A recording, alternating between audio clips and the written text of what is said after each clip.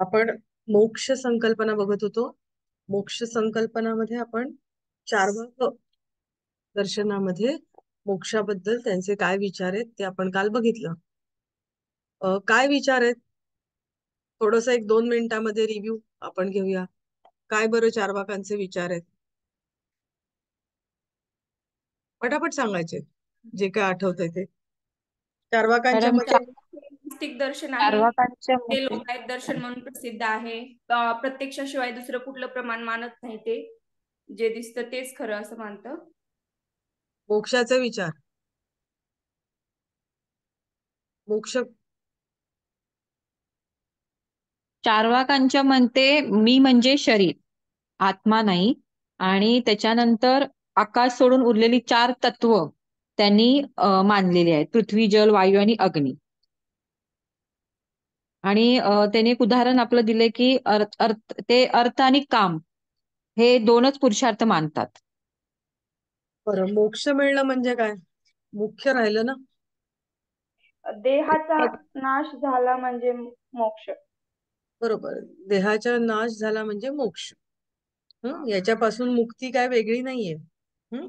हे मुख्य त्यांनी सांगितलेलं आहे. बरोबर. आणि त्याच्यासाठी त्यांनी एक श्लोक सांगितला होता, त्याच्यामध्ये त्याचा अर्थ काय आहे?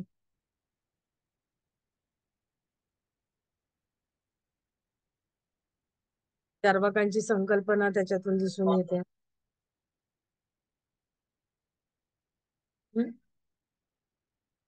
काल कोणीतरी सांगितलं होतं ना, आपण जोपर्यंत आहोत तोपर्यंत काय करायचंय?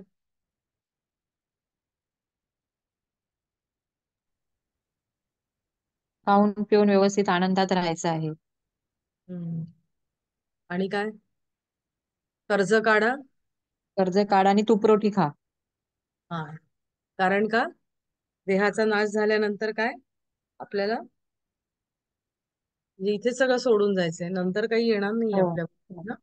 तर हे हो सगळं हो सर, हो त्यांचा जर तो श्लोक तुम्हाला लिहिता आला तर तुम्ही तो लिहायचा आहे. आता हे एक आपण वेगळं थोडं दर्शन होतं ते आधी घेतलं. आता आपण बौद्ध दर्शन घेणार आहोत. काल आपण सुरुवात केली होती की बौद्ध दर्शन काय आहे, म्हणजे कोणाच्या नावाने ते ओळखलं जातं किंवा काय, अशा प्रकारचं आपण सगळं बघितलेलं होतं. तर त्यांची निर्वाणाच्या संबंधी त्यांची संकल्पना काय आहे तर ते आपण बघणार आहोत. आता निर्वाणाची संकल्पना काय आहे हा जर विचार केला तर ते गौतम बुद्ध गेल्यानंतर त्यांच्या अनुयायांनी वेगवेगळे अर्थ लावले त्याचे. पण गौतम बुद्धांना त्यांच्या अनुयायांनी जेव्हा विचारलं की मोक्ष म्हणजे काय किंवा निर्वाण म्हणजे तुम्हाला निर्वाण प्राप्त झालं तेव्हा काय झालं, तुम्हाला कसं वाटलं, काय वाटलं, तर त्यावेळेला त्यांनी मौन पाळलं. त्यांनी काहीच सांगितलं नाही त्यावेळेला. आता ह्या मौनाचे त्यांच्या अनुयायांनी वेगळे वेगळे अर्थ लावले. बरोबर.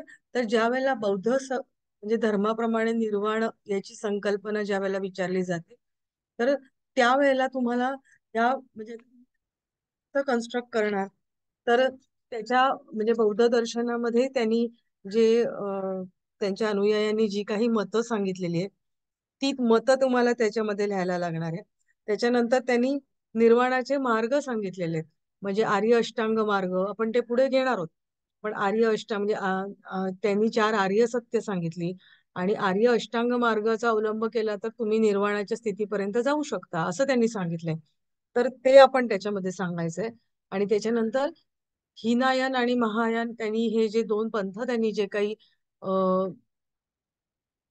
त्यांनी म्हणजे त्यांच्या नंतर जे झाले तयार बौद्ध धर्मामध्ये तर ते त्यांच्याप्रमाणे अर्हत किंवा बोधिसत्व ही काय संकल्पना आहे तर ती आपल्याला डिस्क्राईब करायची. आणि त्यांनी निर्वाणाचे 2 प्रकार सांगितलेत की निर्वाण आणि परिनिर्वाण. तर हे त्याच्यामध्ये सांगायचंय की मग आपलं ते उत्तर होतं. काल जसं आपण चार्वाकांचं बघितलं तशाच प्रकारे आपण आज आता बौद्ध धर्माचं बघणार आहोत. तर आपण आता हे थोडस वाचत वाचत पुढे जाणार आहोत की मग त्याच्यामध्ये आपल्याला थोडं समजायला थोडं सोपं जाणार आहे. तर बौद्ध धर्माप्रमाणे मोक्षासाठी त्यांनी निर्वाण शब्द वापरलेला आहे. आता हे आपल्याला लक्षात ठेवायचंय कारण प्रत्येक धर्माप्रमाणे त्यांनी मोक्षासाठी वेगवेगळ्या संकल्पना त्यांनी वापरलेल्या आहेत. महात्मा गौतम बुद्ध यांनी वयाच्या 35व्या वर्षी ध्यान प्राप्ती केली.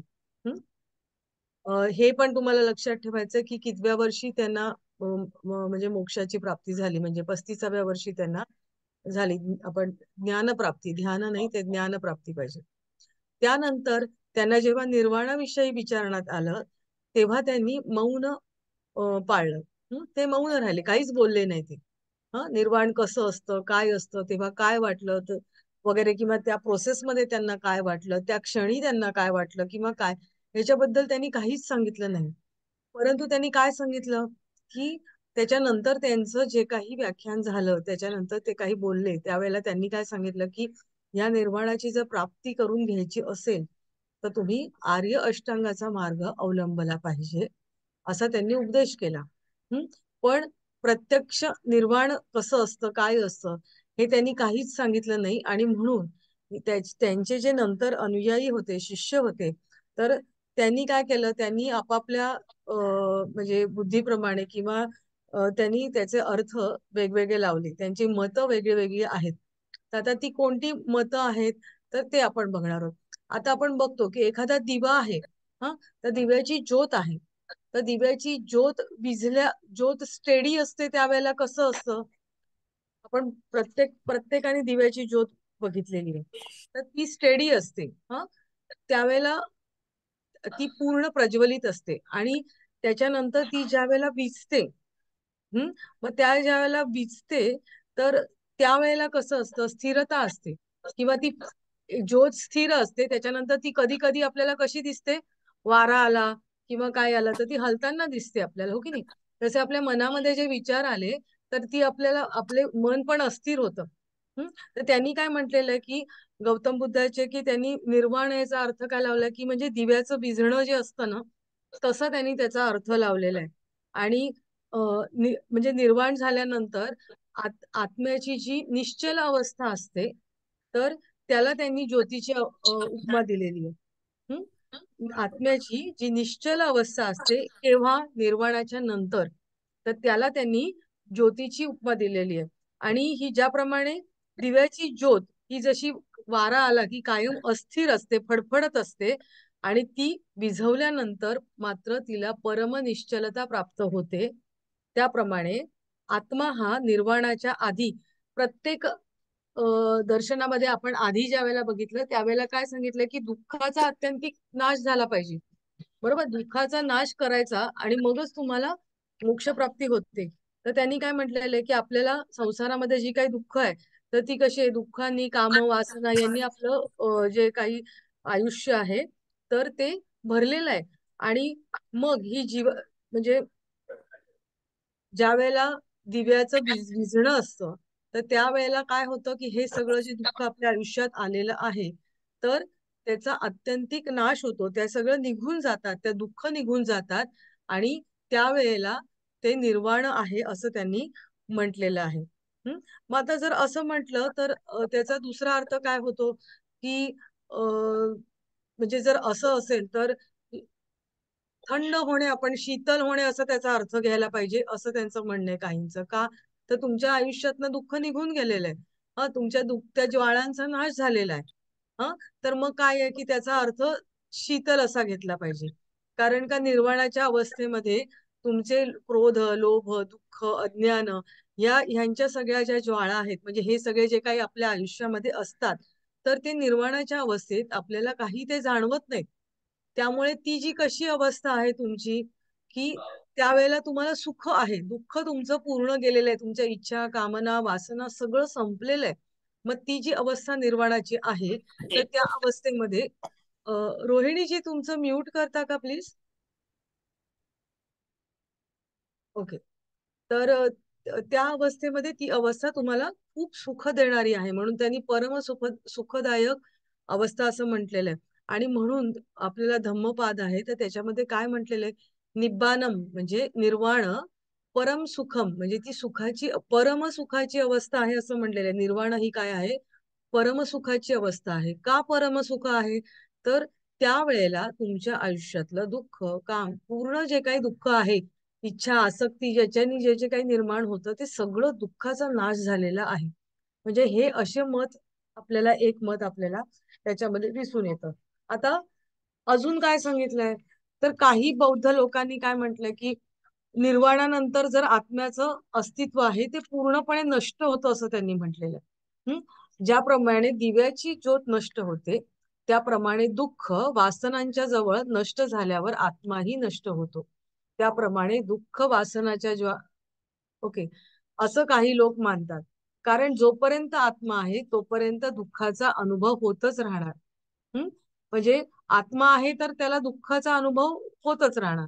आणि मग काही अनुयायी काय म्हणतात तर निर्वाण म्हणजे जर आत्म्याचं नष्ट होणं मानलं आपण तर तरी सुद्धा जीवित असेपर्यंत निर्वाण संभवतच नाही. आता आपल्याला माहितीये की गौतम बुद्धांचं आपण आयुष्य आता मगाशी आपण बघितलं की त्यांना 35व्या वर्षी त्यांना ज्ञानप्राप्ती झाली. म्हणजे त्यांना निर्वाणाची अवस्था ती प्राप्त झाली. हा 35व्या वर्षी त्यांना ज्ञानप्राप्ती झाली असं आपण म्हटलं तर त्याच्यानंतर मग ते 45 वर्ष अजून जगले. मग त्यांचा आत्म्याचा नाश झाला का असं म्हणता येईल का? तसं नाही म्हणता येणार. म्हणजे हे मत पण काही म्हणजे काही लोकांचं मत असं होतं पण ते तसं काही मान्य धरता येणार नाही असं आपण म्हणू शकतो. आता ही दोन गोष्टी कळल्यात तुम्हाला. एक म्हणजे आत्म्याचं अस्तित्व नष्ट होणं असं मानलंय पण काय आहे 35व्या वर्षी गौतम बुद्धांना प्राप्त झालं ज्ञान आणि नंतर ते 45 वर्ष जगले तर ते आपण काही मान्य करू शकत नाही. आणि दुसरं म्हणजे काय दिव्याची ज्योतीची उपमा दिलेली की दिव्याचं विझणं म्हणजे ते त्यांनी जशी स्थिर होते तर तसं त्यांनी म्हटलेलं आहे. काहींनी अर्थ त्याचं शीतल होणं असं म्हटलेलं आहे कारण का आपल्या आयुष्यातून दुःख हे कायमस्वरूपी निघून जातं आणि शीतल म्हणजे सुखदायक अवस्था आपल्याला प्राप्त होते. आणि त्याचं वर्णन त्यांनी धम्मपादामध्ये निब्बानम परमम सुखम असं म्हटलेलं आहे. म्हणजे सुखदायक परमसुखाची अवस्था निर्वाणाची म्हटली म्हणून त्यांनी शीतल असा अर्थ काहींनी घेतलेला आहे. इथपर्यंत समजलेल्या सगळ्यांना ह्या दोन गोष्टी. हो मॅडम. हा ओके. आता अ, आता आपण बघितलं की गौतम बुद्धांना निर्वाण काय आहे किंवा निर्वाण कसं वगैरे त्याच्याबद्दल विचारलं तर ते मौन राहिले. आता ते मौन का राहिले असतील बरं तर काही म्हणजे ती जी अवस्था असते तर ती जी अवस्था त्याचं शब्दात वर्णन करणं शक्य नाही. बरोबर.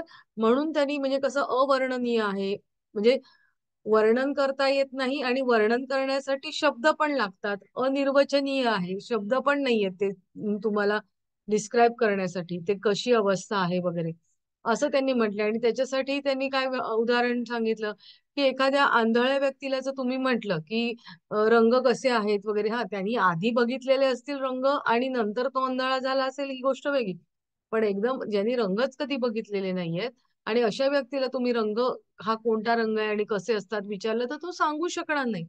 बरोबर. मग तसं सामान्य लोकांना निर्वाण म्हणजे काय हे तेच आपल्याला सांगता येणं कठीण आहे. सामान्य भाषेमध्ये म्हणजे आता ते समजावून सांगणं हे कठीण आहे. आपण आता सुद्धा निर्वाण म्हणजे काय मोक्ष म्हणजे काय आपण हे शब्दात समजून घेतो आहोत.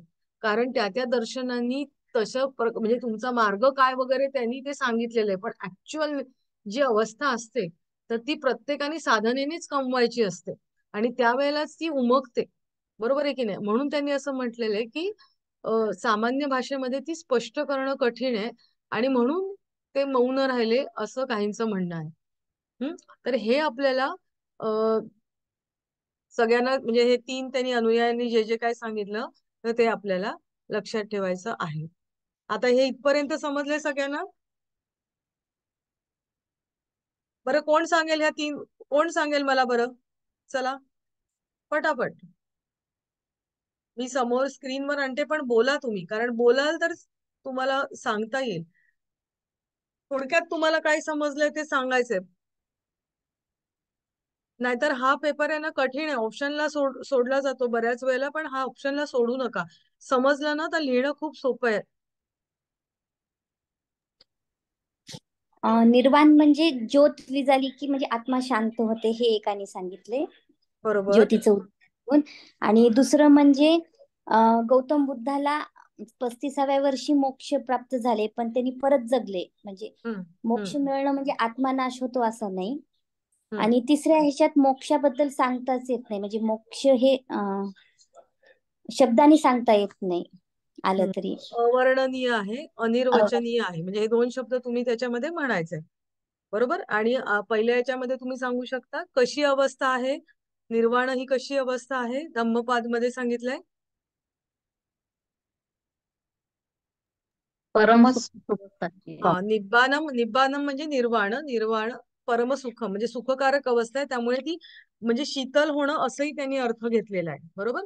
म्हणजे आपल्या आयुष्य म्हणजे दुःख वासना सगळ्या ह्या निघून गेल्यानंतर ती जी जी काही अवस्था प्राप्त होते, म्हणजे ह्या दुःखाच्या ज्वाळांचा नाश होतो, तर त्यावेळेला ती शीतल अवस्था आहे. आपल्या आयुष्यातले काम, क्रोध, वासना ह्या सगळ्या निघून जातात.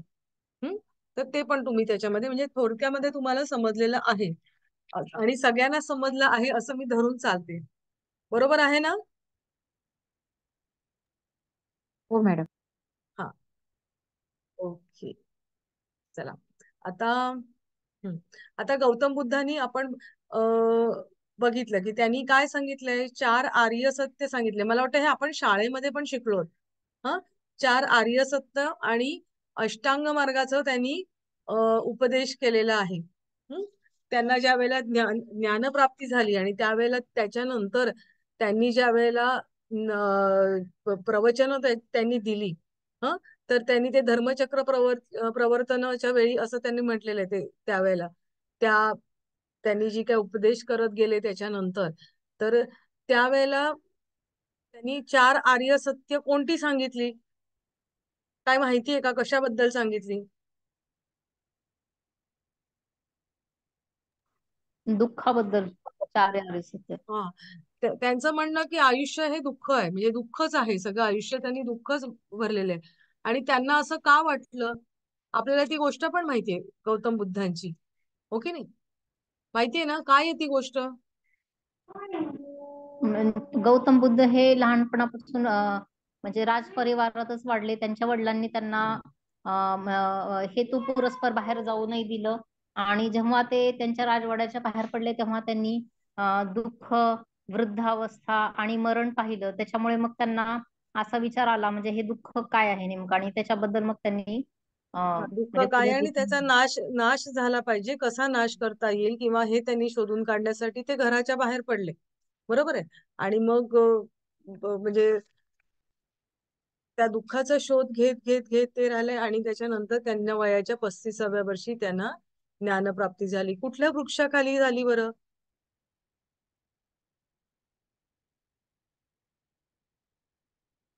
बोधी वृक्ष. बोधी वृक्ष, बुद्धगया त्याला बुद्धगया या ठिकाणी विहारमध्ये आहे, तर तिथे त्यांना ती ज्ञानप्राप्ती झाली. तर अगदी बरोबर. आता याच्या पुढे आपण बघूया की हे 4 आर्य सत्य काय आहे. तर त्यांचं म्हणणं काय, दुःख आहे, प्रत्येक दुःखाला कारण आहे. हे थोडक्यात जर आपण बघितलं तर हे आपलं आयुष्य हे सगळं दुःखांनी भरलेलं आहे. मग जर दुःख आहे तर त्या दुःखाला कारण हे आहेच. बरं, मग कारण आहे तर त्याचा नाश होऊ शकतो की नाही? त्याचा नाश हा होऊच शकतो. आणि मग तो नाश करायचा आहे, तर मग त्याच्यासाठी तुम्हाला काहीतरी मार्ग पाहिजे की नाही? बरोबर आहे की नाही? मार्ग पाहिजे की त्या मार्गाने गेलात तर तुम्ही त्या सगळ्या दुःखांचा नाश करू शकणार आहात. तर हे सांगणार आहे ही 4 आर्य सत्य की दुःख आहे. मग ते पहिलं म्हणजे दुःख. मग दुसरं काय आहे? दुःख म्हणजे आपल्या आयुष्यामध्ये दुःखाची उत्पत्ती होणारी त्यांनी 12 कारणं सांगितलेली आहेत. त्यांना द्वादश निदान असं म्हटलं जातं. 12 द्वादश म्हणजे 12 कारणं त्यांनी सांगितले की दुःख आपल्या आयुष्यामध्ये का निर्माण होतात. मग त्याला त्यांनी नाव दिलंय दुःख समुदाय. मग त्याच्यानंतर दुःख निरोध, की मग हे जर आहे तर या दुःखाचा निरोध होऊ शकतो. आणि मग त्याच्यानंतर आता दुःखाचा निरोध, दुःख निरोध गामिनी प्रतिपद असं त्याचं नाव आहे. म्हणजे काय की हा दुःखाचा निरोध करण्याचे जे मार्ग आहेत, तर त्या मार्गाला त्यांनी आर्य म्हणजे अष्टांग मार्ग, त्यांनी 8 मार्ग सांगितलेले आहेत आणि त्याचं जर अनुसरण तुम्ही केलं तर तुम्हाला निर्वाणाची प्राप्ती तुम्हाला होऊ शकते. असं त्यांनी सांगितलं. आता कुठले आहेत ते आपण बघूया.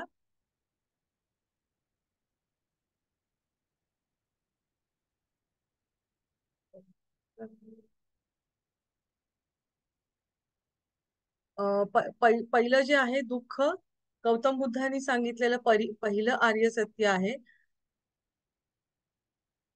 पृथ्वीवर जन्माला आलेल्या प्रत्येक जीवाला दुःखाचा अनुभव होतो. त्यामुळे दुःखाच्या अस्तित्वाविषयी कोणाच्याही मनात शंका नसते. म्हणजे दुःख हे प्रत्येकाला अनुभवायला येतं. त्यामुळे मला म्हणजे एखाद्या व्यक्ती म्हणे मला दुःख काय माहीतच नाही, असं काही होत नाही. प्रत्येकाला अनुभवायला दुःख हे येतं. आणि दुःख म्हणून त्यांनी काय म्हटलं की दुःख वेदना हेच खरं सत्य आहे. आणि म्हणजे प्रत्येकाला अनुभवायला मिळतं. आणि म्हणून त्यांनी पहिलं आर्य सत्य असं त्यांनी म्हटलेलं आहे. दुःखाचं अस्तित्व तर सर्वमान्य आहे व ते दुःख ज्या कारणांमुळे उत्पन्न होते ती कारण म्हणजे त्यांनी सांगितलेलं आहे की ते दुसरं आर्य सत्य आहे. आता ती कुठली कारण आहेत तर ते आपण बघूया.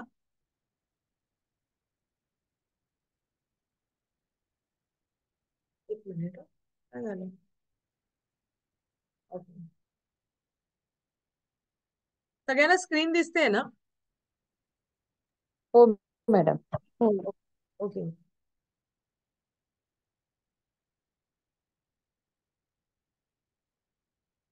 आता दुसरं काय आहे दुःख समुदाय. दुःख समुदाय समुदाय म्हणजे एकत्र येणं. आता पहिलं दुःख म्हटलंय तर त्या दुःखाची कारण त्या समुदायामध्ये येतात. तर ती त्यांची कारण किती सांगितली आहेत. किती सांगितली आहेत कारण. 12. 12. द्वादश. 12 सांगितलेत म्हणून त्याच्यामध्ये त्याचं नाव त्यांनी काय दिलंय. अविद्या. नाही 12 म्हटलंय म्हणून त्याला काय म्हटलंय त्यांनी. हा हा. द्वादश सांगितले, द्वादश. द्वादश निदान. आता ही थोडीशी जी नावं आहेत ती तुम्हाला लक्षातच ठेवायची. प्रत्येकाच्या अनुषंगाने येणारी. 12 कारण आहे म्हणून द्वादश. दश म्हणजे 10. 2 अधिक त्याच्यामध्ये म्हणून द्वादश निदान असं म्हटलेलं आहे. आता त्यांनी जे म्हटलंय की ही जी 12 कारणं आहेत तर त्या 12 कारणांमध्ये पहिलं कारण त्यांनी सांगितलेलं आहे अविद्या.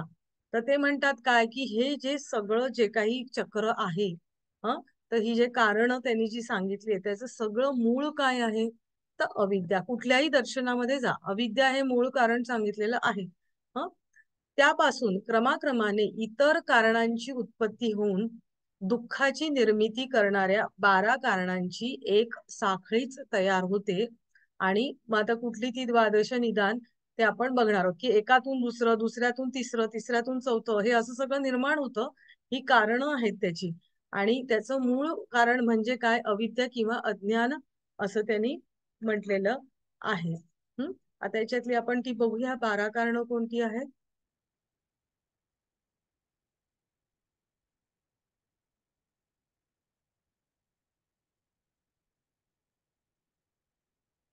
आता पहिलं कारण आहे अविद्या म्हणजे अज्ञान. बरोबर.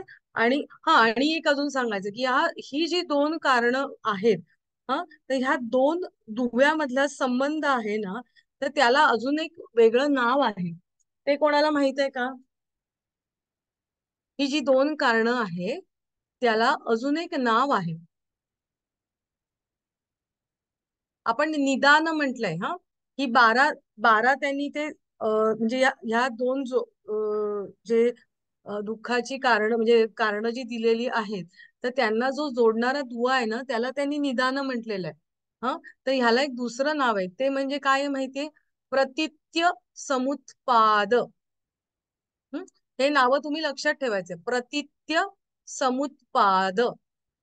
तर ती 12 नावं ही 12 जी काही कारणं आहे दुःखाची तर त्या दुःखाच्या कारणांना त्या 2 लगतची जी आहेत म्हणजे पहिलं दुसरं, दुसरं तिसरं, तिसरं चौथं तर यांच्या दुव्यांमधला जो संबंध आहे तर त्याला त्यांनी प्रतित्य समुत्पाद म्हटलंय.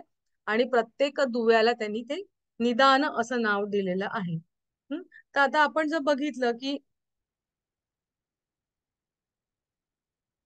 अविद्येतून काय निर्माण होतं तर अविद्येतून पूर्व जन्मातले आपले काही संस्कार आहे कर्मांपासून उत्पन्न झालेले संस्कार आहे तर ते निर्माण होत असतात.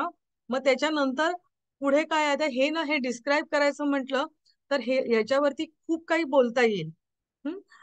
पण मग आपल्याकडे खरं तर तेवढा वेळ नाहीये कारण प्रत्येक आपण एकेका तासामध्ये आपल्याला तासिकेमध्ये आपल्याला एक एक मोक्षाची संकल्पना पूर्ण करायची आहे. आता हे जे संस्कार असतात ते राग द्वेष हे जे काही आपले आहेत तर ते उत्पन्न करणारे आहेत सगळे. हे जे संस्कार आहेत ते.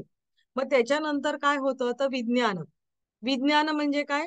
विशेष ज्ञान. आता याच्यामध्ये काय येतं त्यांनी चैतन्य म्हटलेलं आहे. म्हणजे काय की आपल्याला आपल्या अस्तित्वाची, मी आहे, ही जी जाणीव होत असते ना, तर मी आहे, तर ही जी जाणीव आहे त्याला त्यांनी विज्ञान असं म्हटलेलं आहे, की आपल्या अस्तित्वाची जाणीव, त्याला त्यांनी विज्ञान असं म्हटलेलं आहे.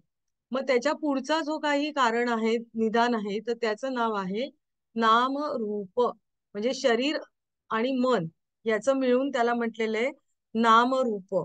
आता नाम कशाला म्हटलंय की मन, म्हणजे आपण म्हटलं ना, आता इथे शरीर आणि मन म्हटलेलं आहे, त्याच्यामध्ये मन कशाला म्हटलेलं आहे म्हणजे मनपिंड असं म्हटलेलं वर्णन, त्याला नामाला त्यांनी म्हटलेलं आहे.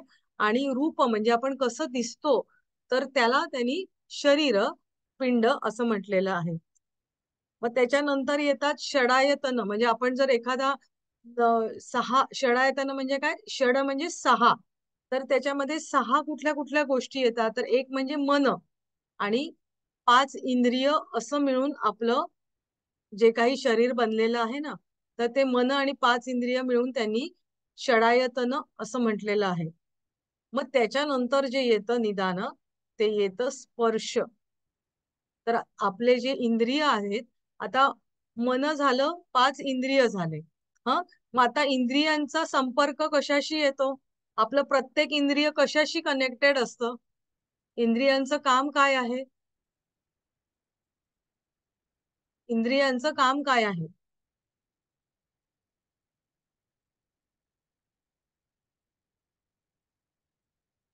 म्यूट आहात. इंद्रियांचं काम काय आहे? त्या त्या संवेदना सेन्स करणे. हा, मग ती संवेदना म्हणजे काय? प्रत्येक इंद्रिय आहे. आता डोळ्यांनी बघणं किंवा कानांनी ऐकणं, म्हणजे त्या त्या संवेदना आहेत, तर त्या तुम्ही घेणं, म्हणजे ते विषय आहेत, तर त्या विषयांकडे आपल्या इंद्रियांची धाव असते. बरोबर. मग आता इथे स्पर्श, आपण मन झालं, इंद्रिय झालं षडायतन मध्ये. मग आता ह्या इंद्रियांचं पुढे काय आहे? वेदनेला कारण, दुःखाला कारण. आपल्याला छान छान बघावंसं वाटतं, छान छान ऐकावंसं वाटतं. ह्या सगळ्या इंद्रियांची धाव बाह्यमुखी आहे ना, आपल्याला समजून घेणारी भाषा म्हणून सांगते. तर मग ते सगळे दुःखाला कारण आहे, म्हणून तर आपण योगामध्ये प्रत्याहार करतो की नाही. डोळे बंद करतो आणि आपली धाव आपण इनवर्ड आपली करतो. कान आपले उघडेच असतात, पण शक्यतोवर कानाने आपण, आपले डोळे बंद झाले की आपलं मनही आपलं सगळं इनवर्ड व्हायला लागतं. हो की नाही. मग इथे स्पर्श त्यांनी म्हटलेलं आहे. स्पर्श म्हणजे काय की इंद्रिय आणि त्यांचे विषय यांचा जो संपर्क येतो, त्याला त्यांनी स्पर्श म्हटलेलं आहे. मग त्याच्यानंतरचं काय आहे तर वेदना. वेदना म्हणजे बाह्य वस्तूंचं ज्ञान. आता मला पहिले सहा कोण सांगतं बघून सांगा, हरकत नाही. पहिले सहा काय आहेत?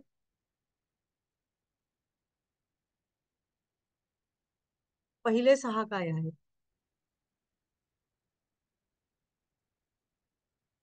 मॅडम नावं सांगायची त्यांची का? हा, नाव हा. अविद्या. दिसत नाहीये ऍक्च्युली. दिसत नाहीये. नाहीये मॅम. अरे मग तुम्ही, ओके ओके थांबा, मी एक मिनिट परत हे करते. मला मगाशी सांगायचं ना तुम्ही. ओके, आता दिसतंय? हो. हो, सांगा सहा काय आहेत. पहिले सहा म्हणजे तुम्हाला लक्षात येतील. एकेकाने एक एक सांगा. अविद्या. एकेकाने एक अविद्या. एक. हा, प्रत्येकाने बोला. पूर्वजन्मातील कर्मापासून उत्पन्न संस्कार. Okay, next. विज्ञान. संस्कार. ते संस्कार आहे, ते दुसरं झालं. तिसरं काय? विज्ञान आहे, विज्ञान चैतन्य. विज्ञान, चैतन्य. चौथं काय? नामरूप. नामरूप. वेगळ्या वेगळ्या लोकांनी सांगा, म्हणजे सगळेजण आहेत हेही मला कळेल. नामरूप. नामरूपामध्ये काय येणार? शरीर तथा मन. हा, म्हणजे आता याच्यामध्ये नाम कशाला म्हटलंय? मनपिंड. आणि रूप शरीर पिंड, म्हणजे शरीर कसं तुमचं दिसतं ते. त्याच्यानंतर पाचवं काय आहे? षडायतन. षडायतन. आता ह्या सहा गोष्टी कोणत्या आहेत? मन आणि 5 इंद्रिय. मन आणि 5 ज्ञानेंद्रिय, बरोबर. हा, त्याच्यानंतर 6वं काय आहे? स्पर्श. स्पर्श. त्याच्यामध्ये काय येतं? विषय आणि इंद्रिय यांचा संपर्क. संपर्क. विषय आणि त्याचं इंद्रिय यांचा संपर्क, बरोबर. म्हणजे ही वेदना. वेदना म्हणजे आपल्याला जर नंतर केव्हा आपल्याला हे मिळालं तर तुम्हाला निश्चित मी नोट्स मध्ये तुम्हाला पाठवून देईन हे सगळं. पण आता कारण हे तुम्हाला पूर्ण डिस्क्राईब करण्याची गरज नाहीये फार काही, कारण आपल्याला आपण निर्वाण संकल्पना बघतो आहोत. वेदना, वेदना म्हणजे बाह्य वस्तूंचं ज्ञान आहे, तर ते आपल्या दुःखाला कारण घडतं. तृष्णा. तृष्णा म्हणजे काय? तृष्णा असणं म्हणजे काय? इच्छेचे कारण. हा, पण तृष्णाचा अर्थ काय येतो? आपण काय अर्थ धरतो? आसक्ती. म्हणजे एखादी गोष्ट आपल्याला हवी असं जे वाटतं ना आपल्याला, तर ऍक्च्युली ही तृष्णा आहे ना, तृष्णा सुद्धा म्हणजे अविद्येच्या खालोखाल तृष्णा हे खूप कारण आहे की आपल्याला ही गोष्ट हवी असते आणि त्याच्यातून सगळ्या गोष्टी, सगळी दुःख तयार होत असतात. म्हणजे आज मला जर मी म्हंटल मला फ्लॅट हवाय, पण आज माझ्याकडे पैसे आहेत का? मग पैसे कमवायचे आहेत, तर मग म्हणजे पुढे ते चक्र चालू राहतं सगळ्या गोष्टी. आणि नाही मिळाले तर आपण किती स्ट्रेस आपल्याला येतो आणि काय पुढे सगळी एक दुःखांची मालिका तयार होते, हो की नाही? किंवा कुठल्याही गोष्टीची हाव असणं, इच्छा असणं, आसक्ती असणं, त्याला त्यांनी तृष्णा असं म्हटलेलं आहे. इच्छेचं कारण म्हणजे मूळ इच्छा जे होतं ना, आसक्तीपेक्षा जी इच्छा आपल्या मनात तयार होते, त्याचं जे कारण आहे ना ती तृष्णा. आणि उपादान म्हणजे आसक्ती, म्हणजे ती त्याच्या पुढची जी स्टेज येते ती आसक्ती. पण आपण नॉर्मल भाषेमध्ये आपण त्याला आसक्तीच म्हणतो तृष्णेला. पण तुम्हाला याचा मिनिंग कळलं असेल की इच्छा ज्याचा उगम होतो ना, कुठली आसक्तीचा उगम जो होतो ना, तर ती त्यांनी तृष्णा म्हटलेलं आहे की हवं आहे असं वाटणं. आणि मग त्याच्यानंतर उपादान म्हणजे ती आसक्ती, त्याला असं म्हटलेलं आहे. आता भव म्हणजे काय?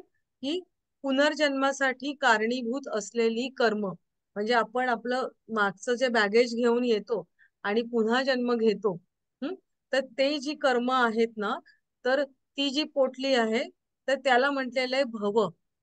या भवमुळेच आपण पुन्हा जन्म घेत असतो. म्हणजे आता आपण घेऊन आलोय आणि आता सुद्धा पुन्हा तुम्हाला नेक्स्ट जन्म घ्यायचा आहे, तर आता तुम्ही जे साठवून ठेवलेलं आहे ना, तर ते तुमच्या नेक्स्ट जन्म घेण्यासाठीची पोटली तुम्ही तयार केलेली आहे. तर तसं भव म्हणजे पुनर्जन्मासाठी कारणीभूत असलेली जी काही कर्म आहेत, तर त्याला आणि त्यांनी भव असं म्हटलेलं आहे. आणि त्याच्यानंतर येतं जाती. जाती म्हणजे जन्म घेणं, की जन्म घेणं हा सगळं म्हणजे आता हे सगळं तुम्हाला कर्म फेडायची आहेत, तर तुम्हाला काय आहे, तर तुम्हाला जन्म हा तुम्हाला घ्यायलाच लागणार आहे, हो की नाही? मग त्याला त्यांनी जाती असं म्हटलेलं आहे. आणि त्याच्यानंतर येतं ते म्हणजे जरा मरण. थांबा एक मिनिट.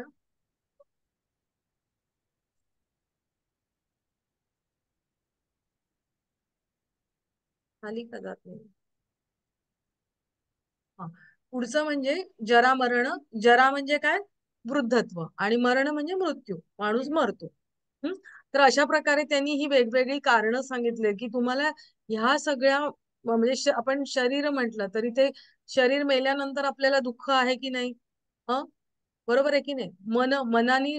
मनाला सुद्धा आपण वेगवेगळे आपल्याला इच्छा होत असतात. म्हणजे तुम्ही ही सगळी कारणं जर तुम्ही बघितली ना, तर ह्याच्यातून अंतिम काय मिळतं तुम्हाला? तर दुःखच मिळतं. आणि एकातून दुसरं, दुसऱ्यातून तिसरं, तिसऱ्यातून चौथं, चौथ्यातून पाचवं, ही अशी एक साखळी आहे, सर्कल आहे. आणि म्हणून त्यांनी त्याला प्रतित्य समुत्पाद म्हणजे एकातून दुसरं उत्पन्न होतं. एका कारणामधून, एका निदानामधून हे दुसरं उत्पन्न होतं. आणि म्हणून त्याला त्यांनी प्रतित्य समुत्पाद असं म्हटलेलं आहे. आणि ही 12 कारणं आहेत, म्हणून त्याला त्यांनी द्वादश निदान असं म्हटलेलं आहे. हा सगळा दुःख समुदाय आहे.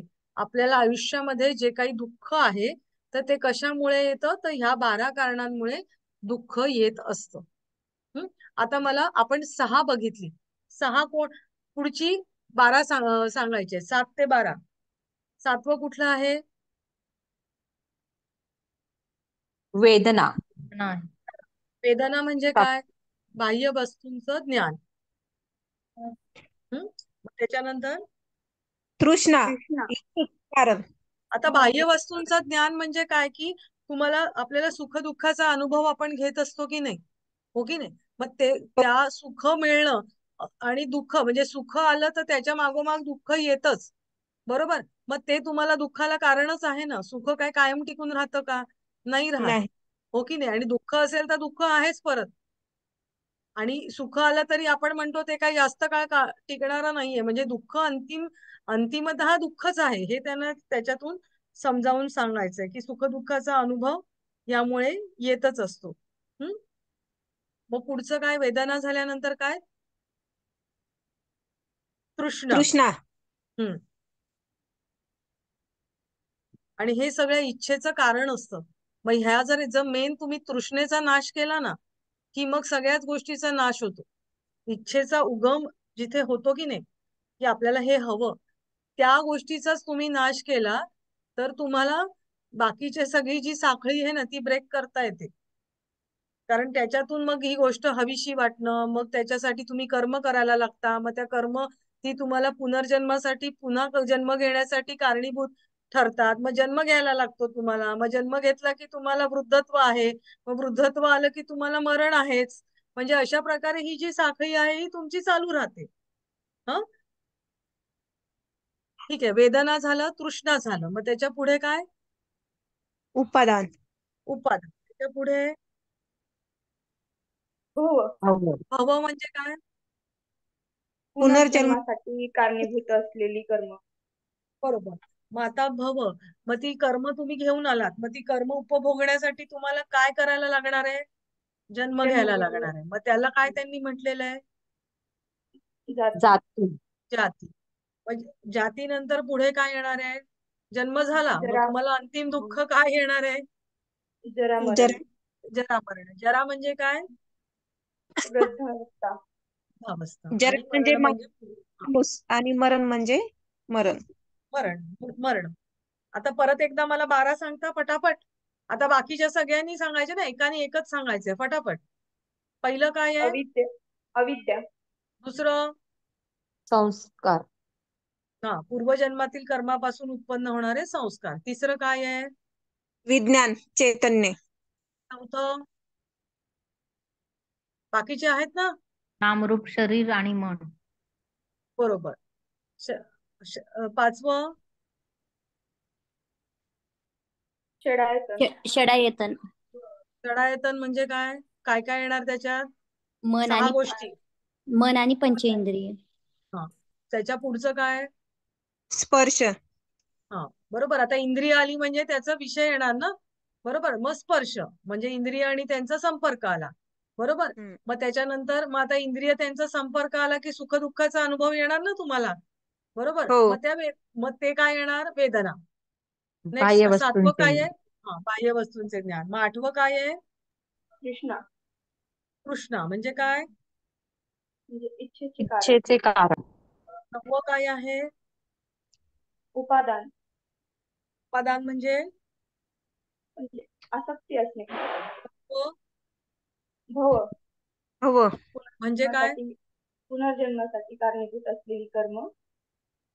11वं नंतर जाती म्हणजे जन्म. 12वं जरा मरण, जर वृद्धावस्था आणि बरोबर. मरण. हा, आता आपण किती आर्य सत्य बघितली? 4. 4. नाही, आपण 2च बघून एक झालेत एक आपली. बघितली. एक आतापर्यंत 2 राहिले. नाही, 2 बघितली. पहिलं काय आहे? दुःख. दुःख. दुःख. आणि हा, मग नंतर दुःखाची कारणे. बरोबर. दुःखाची आणि कारणे दुसरं बघितली. बघितलं दुःखाची कारण. त्याला हा. काय म्हटलेलं त्यांनी? द्वादश. द्वादश द्वादश निदान. निदान. का म्हटलंय द्वादश निदान? कारण 12 आहेत म्हणून. 12 आहेत 12 म्हणून द्वादश निदान. कारण आहेत ती, बरोबर. हा, आणि ह्या 2 लगतचे दुवे आहेत. 2 लगतचे म्हणजे 4थं 5वं 5वं 6वं, बरोबर. मग ते लगतच्या दुव्यांमधला संबंध आहे त्याच्यामध्ये, म्हणून त्याला काय म्हटलेलं आहे? प्रतीत्य प्रतीच्य समुत्पाद. समुत्पाद. म्हणजे एकातून दुसरं उत्पन्न झालेलं आहे, आधीच्या याच्यातून पुढचं उत्पन्न झालंय, म्हणून त्याला त्यांनी प्रतीत्य समुत्पाद म्हटलंय. आणि या प्रत्येक दुव्याला त्यांनी काय म्हटलेलं आहे? निदान. निदान. निदान. निदान. तर इथपर्यंत सगळ्यांना क्लिअर आहे? हो. आणि ह्या सगळ्या 12 कारणांमध्ये मुख्य कारण काय आहे? या दुःखाचं मूळ कारण काय आहे? अविद्या. अविद्या. अविद्या. आणि ही 12 कारणांची साखळी आहे, बरोबर? साखळी आहे. आता इथपर्यंत सगळ्यांना आपल्याला क्लिअर आहे, बरोबर? म्हणजे बाकीच्याने जे नाही बोलत आहे त्यांना पण क्लिअर आहे असं मी समजते, आणि नसेल तर विचारा. ओके. आता तिसरं काय आहे, तर आता हे दुःख आहे, दुःखाची कारणं झाली. मग आता ह्या दुःखाचा निरोध करता येतो का नाही? तर त्यांनी काय म्हटलंय की आता दुःख आहे तर त्या दुःखाचा नाश होणं पण संभव आहे, म्हणजे होऊ शकतो. आता दुःखाचे अस्तित्व व दुःखाच्या निर्मितीची कारणे यांचे ज्ञान झाल्यावर त्या दुःखाचा नाश होणेही संभव आहे. दुःखाचा निरोध किंवा दुःखाचा नाश करायचा, आपण म्हटले ना, निर्वाण म्हणजे काय? की दुःखाचा नाश होणं. मोक्ष म्हणजे काय? दुःखाचा आत्यंतिक नाश होणं म्हणजे मोक्ष, बरोबर? मग तसंच यांनी म्हटलंय की या दुःखाचा निरोध किंवा नाश होणं म्हणजेच निर्वाण होय. दुःखाचे बीज म्हणजे त्यांनी काय म्हटलेलं आहे की इथे काहीतरी प्रिंटिंग मिस्टेक झाली. दुःखाचे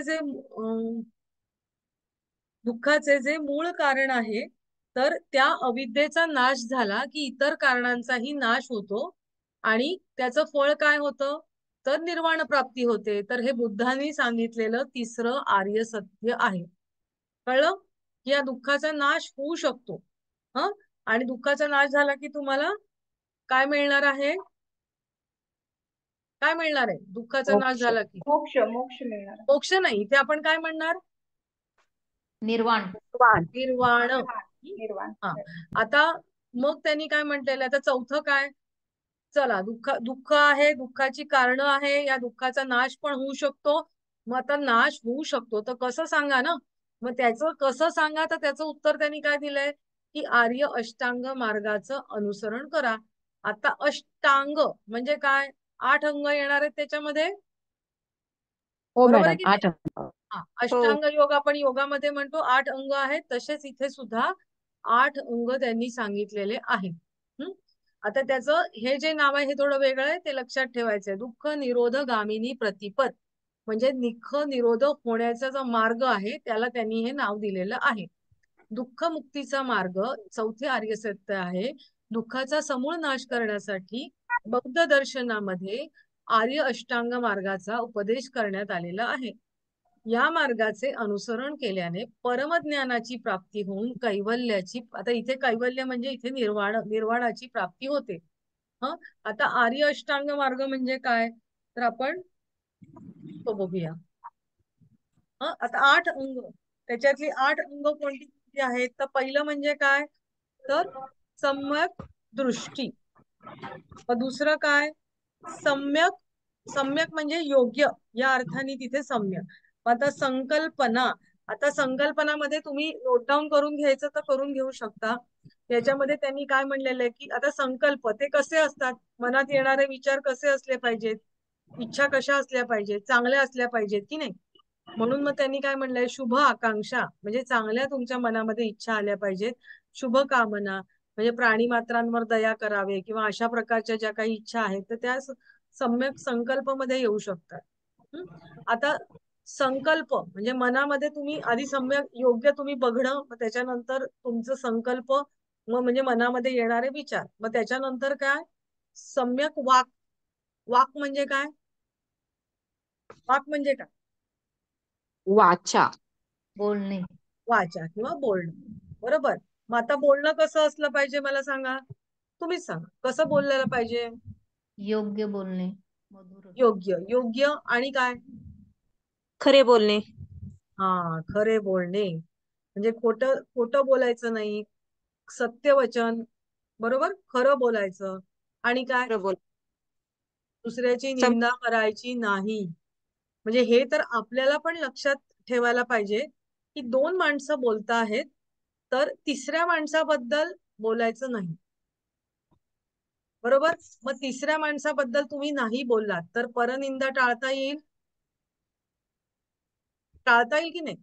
आपण समोरच्या माणसाला त्याच्या तोंडावर वाईट कधीच बोलत नाही, बोलतो का? समोरच्या तू असा आहेस, तू तसा आहेस, अगदी भांडण झालं तरच बोललं जातं. पण आपण एरवी समोरच्या माणसाशी बोलतो का असं? त्याची निंदा तोंडावर करतात का कधी? पण त्याची पाठ फिरली की होते ना निंदा. हा, होते की नाही? हा, आपण मग त्याची पाठ फिरली की आपण दुसरीची बोला, अरे ही तशी आहे, अरे ती तशी आहे. म्हणून काय लक्षात ठेवायचं? No third person talk. तिसरा जो माणूस इथे नाहीये त्याच्याबद्दल बोलायचं नाही. एवढं जरी आपण केलं ना तरी सुद्धा आपण हे सम्यक वाक मध्ये आपण आपली गती थोडी आपण पुढे जाऊ शकतो. बरोबर. मग त्याच्यानंतर काय आहे? मग आता तुमची वाचा झाली, मग आता तुम्ही काय करणार? कर्म करणार कर्म. ना. कर्म हे बघा, आपण एखादी इच्छा, एखादा विचार तुमच्या मनामध्ये येतो, मग तुम्ही बोलून दाखवता, मग बोलून दाखवता आणि मग काय करता? कर्म करता. मग कर्म करता म्हणजे तुम्हाला लक्षात ठेवण्यासाठी सुद्धा सांगते की कसं तुम्ही लक्षात ठेवायचं ते. हा, मग आता कर्म, त्याच्याबद्दल तुम्ही काय करायचं? आता कर्म, सम्यक कर्म म्हटलेलं आहे. हा, आपण आणि योगाचे स्टुडंट आहोत. मग हे कर्म कशाशी संबंधित असेल बरं? सगळ्यात उच्च कर्म काय असू शकतं? आपल्या इंद्रियांवरती संयम ठेवायचा. हा, बरोबर. इंद्रियांवर संयम ठेवणे. हा हा, मग तुम्ही इंद्रियांवरती संयम ठेवला तर तुमचं आपसुकच चांगलं कर्म होणार आहे. डोळ्यांनी वाईट वाईट बघायचं नाहीये. आपले व्हिडिओज आपण काय काय बघत असतो, किंवा नको ते व्हिडिओज पुरुष लोक सुद्धा बघत असतात, इव्हन स्त्रियाही काय काय बघतात. लहान मुलांच्या हातात मोबाईल दिलेला असतो, लहान वयामध्ये नको त्या गोष्टी बघत असतात. बरोबर आहे. बघणं असतं, ऐकणं असतं, तुम्ही बोलणं असतं. आपण परनिंदा वगैरे वरच्या गोष्टी आपण बोललेलोच आहोत की बोलणं आहे किंवा स्पर्श आहे, सगळे इंद्रिय जे आहेत, तर त्या इंद्रियांचं जे सेवन आहे तर त्याच्यावरती तुमचा संयम असला पाहिजे. ते इंद्रिय, त्यांनी संयम, तुम्ही काही करू नका असं नाही म्हटलंय, सम्यक म्हणजे योग्य. हं, तर त्यांनी म्हटलंय की इंद्रियांवरती संयम ठेवणं म्हणजे सम्यक कर्म आलं पाहिजे. मग आता तुम्हाला कर्म करायचंय आणि आता आयुष्यामध्ये तुम्हाला जगायचं पण आहे ना. बरोबर आहे. हा, मग आता जगायचंय त्याच्यासाठी पोट्या पाण्याची व्यवस्था प्रत्येकाला करायला पाहिजे की नाही? बरोबर आहे की नाही? मग त्याच्यासाठी तुम्ही काय करायला पाहिजे? तुम्ही काहीतरी अर्थार्जनाची कार्य करायला पाहिजे, धर्माची कार्य करायला पाहिजे, हो की नाही? मग त्याच्यासाठी ती जी तुम्ही साधनं, म्हणजे तुम्ही ज्या काही त्या क्रिया कराल, हा, तर म्हणजे उपजीविकेची जी काही साधनं तुम्ही निवडाल तर ती तुम्ही योग्य मार्ग त्याच्यासाठी निवडायला पाहिजे. बरोबर आहे की नाही? उपजीविकेच्या साधनेचा मार्ग निवडण्याची आपण जे कोणी वाममार्गाने करतात ते म्हणाल आम्हाला काही मार्गच नव्हता, असं नसतं. प्रत्येक गोष्टीला हो किंवा नाही हे मार्ग असतात, पण तो आपण निवडतो की नाही हे आपल्यावरती असतं. बरोबर. तर तो योग्य मार्ग निवडणं हे त्या त्या व्यक्तीच्या हातामध्ये असतं. त्याला त्यांनी म्हटलेलं सम्यक आजीव, म्हणजे उपजीविका तुम्ही योग्य मार्गाने केला पाहिजेत असा त्याचा अर्थ आहे.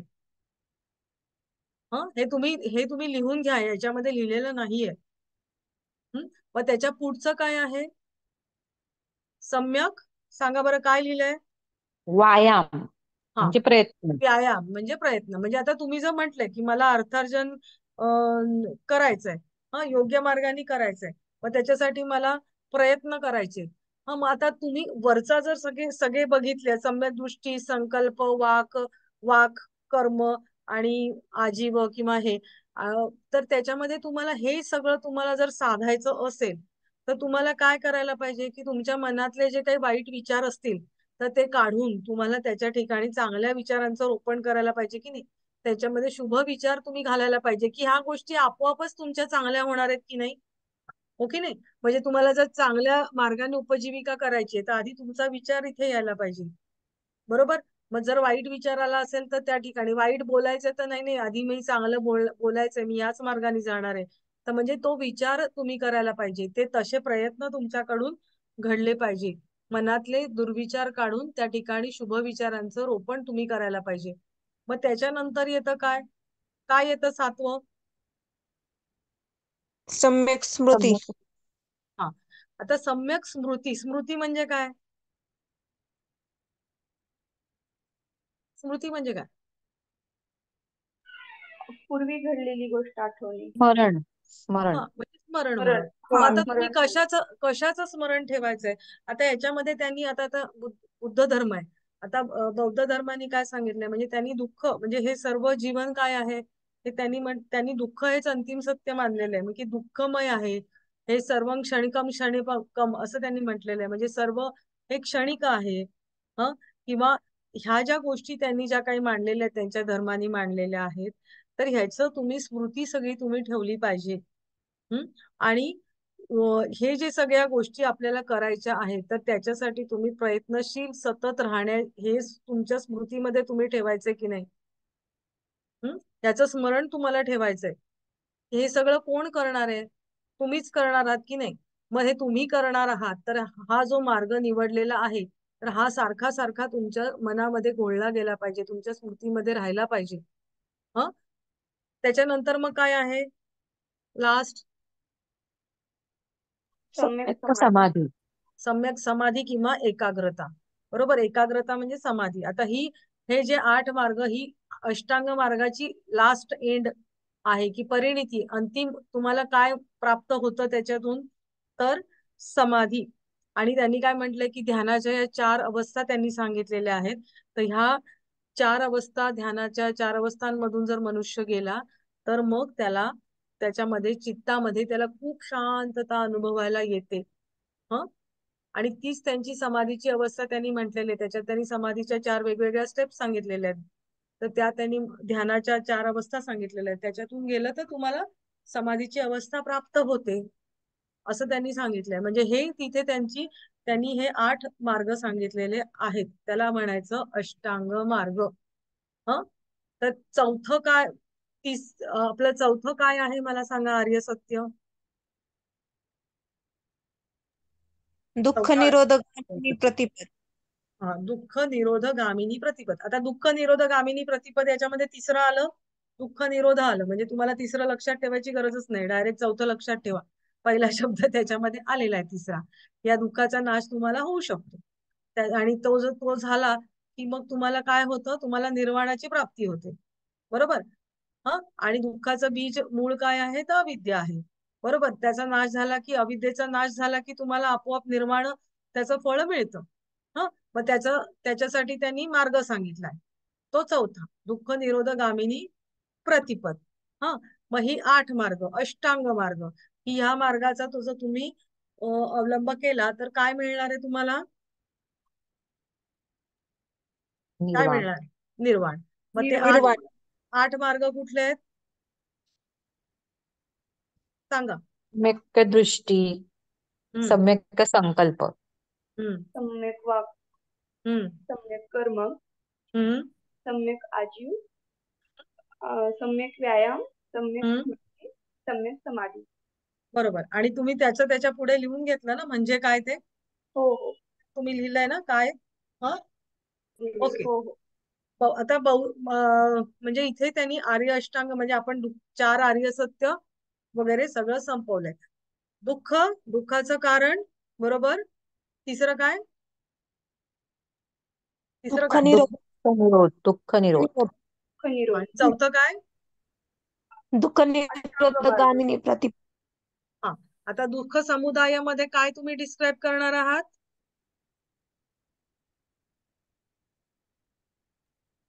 4 आर्य नाही नाही नाही 4 आर्य सत्यांमध्ये जे दुसरं आहे दुःख समुदाय 12 कारण. बरोबर. 12 कारण किती कारण आहेत 12 त्याला काय म्हणायचं द्वादश निदान. द्वादश निदान. आणि त्याला दुसरं नाव काय आहे प्रत्युत्तर समुत्पाद. प्रतित्य. ती पहिला प्रतित्य समुत्पाद. बरोबर. प्रतित्य समुत्पाद.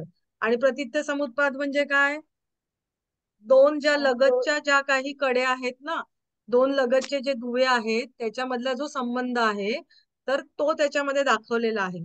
आणि प्रत्येक दुव्याला काय म्हणलेलं आहे निदान. म्हणून ही द्वादश निदान आहेत. बरोबर.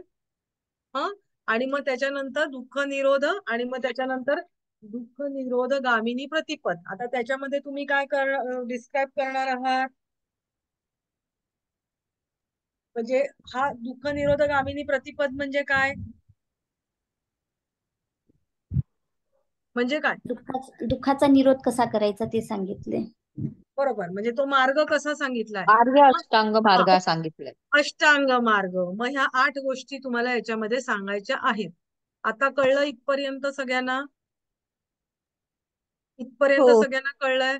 म्हणजे हो आपण मॅडम. सुरुवातीला आपण काय बघितलं, त्याच्यानंतर मग ती त्यांची मतं काय आहेत अनुयायांची ती बघितली. मग त्याच्यानंतर दुःख, दुःख निरोध, दुःख निरोध, दुःख समुदाय, त्याच्यामध्ये द्वादश निदान, दुःख निरोध आणि दुःख निरोधगामिनी प्रतिपद, त्याच्यामध्ये आर्य अष्टांग मार्ग. हा, आता लास्ट पॅराग्राफ आहे. आता याच्यामध्ये काय आहे की बौद्ध दर्शनाचे 2 संप्रदाय आहेत. कोणते आहेत ते? हिनायन आणि आणि काय? महायान. बरोबर, हिनायन आणि महायान. आता याच्यामध्ये 2 भाग जर तुम्ही केले, सरळ तुमच्या पेपरचे 2 भाग करा आणि त्याच्यामध्ये तुम्ही हे जे काही वाचतंय आताच लिहायला सुरुवात करा, म्हणजे तुम्हाला नंतर त्याच्यासाठी पुन्हा वेळ काढायची गरज नाही आहे. लक्षात येत आहे? आता हिनयान मध्ये काय येतं? तर हिनयान मध्ये म्हणजे आता जो काही ज्या व्यक्तीला निर्वाणाचं पद प्राप्त झालेलं आहे, तर त्याला हिनयान पंथामध्ये काय म्हटलं जातं? तर अर्हत असं म्हटलं जातं. अर्हत असं म्हटलं जातं. हिनयान संप्रदायाप्रमाणे काय म्हणजे सगळ्यात ज्याचा आदर्श तुम्ही ठेवणार आहात त्याला काय म्हटलं जातं? काय म्हटलं जातं? अहर्त. अर्हत. र र आधी येतं. अर्हत म्हणजे ज्याचा आदर्श, जे अंतिम आपण काय म्हणूया, एखादा अ, अ, ज्याचा आपण आदर्श समोर ठेवणार डोळ्याच्या, त्याला अर्हत म्हटलं जातं. आणि महायान संप्रदायाप्रमाणे जो आदर्श आहे त्याला काय म्हटलं जातं? बोधिसत्व. आता बोधिसत्व असं म्हटलं जातं. आता याच्यामध्ये फरक काय आहे? हिनयान आणि महायान याच्यामध्ये काय फरक आहे? हिन हिन शब्द काय दर्शवतं? हे हिन ते तुम्ही लिहू नका, मी समजण्यासाठी सांगते. हिन शब्द काय दर्शवतं? कमी असं म्हणजे कमी लेवलचा. बरोबर. आणि महाशब्द काय दर्शवतं? उच्च कोटी. मोठ्या लेवलचा, उच्च लेवलचा असा. उच्च लेवलचा. बरोबर. हा, तर काय म्हणून त्यांनी त्याला हिनयान म्हटलंय आणि महायान म्हटलंय. आता हे कशाच्या संदर्भात म्हटलेलं आहे? तर हिनयान याच्यामध्ये ती व्यक्ती आहे ना, ती फक्त स्वतःचा उद्धार करण्यासाठी, स्वतःचा दुःखांचा नाश करण्यासाठी प्रयत्नशील असते. स्वतःच्या मुक्तीसाठी, स्वतःच्या निर्णयासाठी.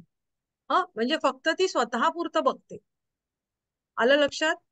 की म्हणजे जो केवळ स्वतःच्या मुक्तीसाठी प्रयत्नशील असतो, तर म्हणून त्याला हिनयान म्हटले. आणि निर्वाणाची प्राप्ती झाल्यानंतर त्याला काय म्हणतात? हिनयान पंथामध्ये त्याला काय म्हणतात? अर्हत. अर्हत. हा, आणि बोधिसत्वच्या याच्यामध्ये काय म्हटलं जातं? की आता ठीक आहे, मला निर्वाण प्राप्त होत आहे, पण मी माझ्या एकटीच्या निर्वाणासाठी नाही प्रयत्न करणार. माझ्या घरातले, माझ्या आजूबाजूचे, माझ्या कम्युनिटीचे सगळ्या लोकांना निर्वाण प्राप्तीसाठी मी प्रयत्नशील राहणार आहे. बरोबर. म्हणजे मग हा उच्च विचार झाला ना, म्हणून त्यांनी त्याला काय म्हटलेलं आहे? महायान. आलं लक्षात? येतंय का लक्षात? हो मॅडम. आता आपण हे वाचूया आणि इथे संपवूया. बौद्ध दर्शन, सॉरी, बौद्ध दर्शनाचे 2 संप्रदाय आहेत, हिनयान आणि महायान. हिनयान संप्रदायाप्रमाणे अर्हत हा आदर्श आहे, तर महायान संप्रदायाप्रमाणे बोधिसत्व हा आदर्श मानला जातो. या दोघांमधला फरक असा आहे की जो केवळ स्वतःच्या मुक्तीसाठी प्रयत्नशील आहे, जो वेगवेगळ्या साधना केवळ स्वतःच्या निर्वाण प्राप्तीसाठी करतो, त्याला निर्वाण प्राप्तीनंतर अर्हत असं म्हणतात. परंतु जो स्वतः बरोबर इतर जीवांच्या कल्याणासाठी, त्यांच्या ज्ञानप्राप्तीसाठी व निर्वाणासाठी प्रयत्न करतो, तो निर्वाण प्राप्तीनंतर बोधिसत्व होतो. महायान पंथाचा मार्ग भक्तीपर आहे. सर्व जीवांच्या कल्याणासाठी ते विहारांची व त्यामध्ये बुद्धाची मूर्ती स्थापन करून त्यांची पूजा करतात. म्हणजे जर तुम्ही अर्हत बघितले, तर ते गुंफामध्ये जाऊन कुठेतरी एकटे बसून स्वतःची साधना करत असतात. पण हे जे महायान पंथाची जी लोक आहेत, तर त्यांची देवळं असतात, देवळांमध्ये बुद्धाच्या बोधिसत्वांच्या मूर्ती असतात, अगरबत्त्या वगैरे केलं जातं, पूजापाठ केली जाते, फुलं वाहिली जातात. अशा प्रकारे म्हणजे थोडक्यात भक्ती मार्गामध्ये जे केलं जातं तशा प्रकारे त्यांची साधना असते. म्हणजे आपण ईस्टला गेलो ना, खाली म्हणजे इंडोनेशिया किंवा त्या बाजूला जी काही बुद्धाची मलेशिया तिकडे दिसतात ना आपल्या, तर त्यांची देवळं असतात आणि बुद्धाच्या मूर्ती असतात. बरं, बुद्धांनी कधीच सांगितलं नाही की मूर्तीची पूजा करा वगैरे, पण नंतरच्या काळामध्ये ह्या सगळ्या गोष्टी होत गेल्या. हा, आणि मग हे बोधिसत्व म्हणजे ही महायान पंथाची लोक थोडक्यात भक्ती मार्गाचा अवलंब करून तशा प्रकारे त्यांची साधना वगैरे केली जाते पूर्ण समुदायासाठी, समुदायाला निर्वाण प्राप्त करून देण्यासाठी किंवा ज्ञान मिळवून देण्यासाठी. तर हा त्याच्या मधला मुख्य फरक आहे. आता त्याच्यानंतर काय, तर त्याच्यामध्ये त्यांनी निर्वाणाचे 2 प्रकार त्यांनी सांगितलेले आहेत की एक म्हणजे काय, जीवनमुक्ती समान. आता जीवनमुक्ती आणि विदेहमुक्ती आपण अभ्यास करणार आहोत, त्यामुळे आपण त्याचा नंतर म्हणजे व्यवस्थित विचार करूया. निर्वाण म्हणजे जीवनमुक्ती समान आणि परिनिर्वाण म्हणजे विदेहमुक्ती समान. हे आता तुम्ही शब्द लक्षात ठेवा, नंतर आपण डिस्क्राईब करूया, कारण आपली वेळ सुद्धा आता झालेली आहे. पाहिजे तर नेक्स्ट टाइम आपण थोडक्यामध्ये हे समजून घेऊया. ओके. आता याच्यामध्ये म्हटलेलं आहे अद्वैत वेदांत दर्शनामुळे प्रभावित होऊन. आता असं जर म्हटलंय तर आपण वेदांत दर्शनाचा ज्या वेळेला अभ्यास करू त्यावेळेला जीवनमुक्ती आणि विदेहमुक्ती याचा आपण अभ्यास करणार आहोत, कारण एका दर्शनाचा दुसऱ्या दर्शनावरती प्रभाव होतच असतो. आपण पातंजली योगसूत्राचा सुद्धा अभ्यास करणार त्यावेळेला त्याच्यामध्ये म्हणजे बुद्धांच्या याच्यातल्या वेगवेगळ्या माध्यमिकांचं यांचं त्यांचं वर्णन येतं आणि त्यांच्या मताचं खंडन करणारी व्यासभाष्यामध्ये अनेक अशी उदाहरणं आपल्याला दिसतात की यांचं खंडन केलंय, यांनी असं म्हटलंय, पण हे असं नाही तसं आहे, अशा प्रकारे. तर इथे सुद्धा नंतरच्या काळामध्ये त्यांनी प्रभावित होऊन त्यांनी अशी 2 निर्वाणाचे प्रकार त्यांनी स्वीकार केलेले आहेत, की निर्वाण आणि परिनिर्वाण. आपण इथे थांबूया. आता इथपर्यंत सगळ्यांना समजलेलं आहे? हो सगळे.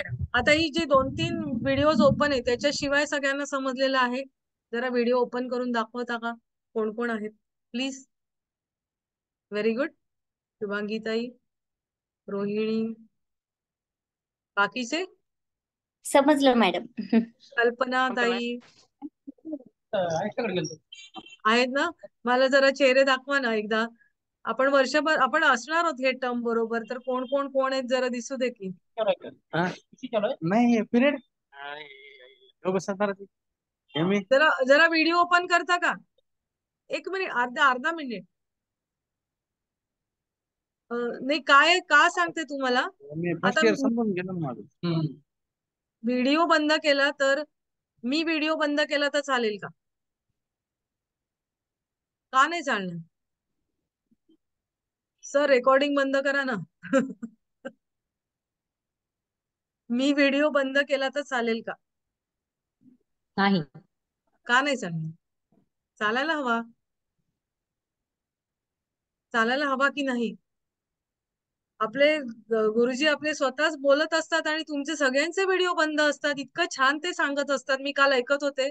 सगळ्यांचे व्हिडिओ बंद असतात. असं नका करू, कारण बोलणाऱ्याला सुद्धा उत्सुकता. आता मी जर तुमच्याशी बोलते तर 2 माणसं बोलतात आहेत आणि एका इकडे तिकडे बघतोय, तर आपण काय म्हणतो, अरे जरा ऐक ना, माझ्याकडे लक्ष दे, मी काय बोलतोय ते.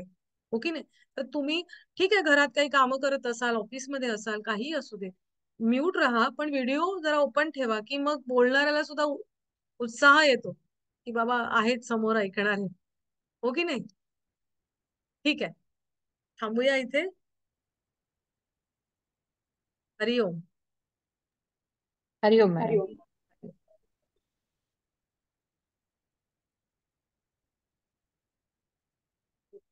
सर लिव्ह करू का? सर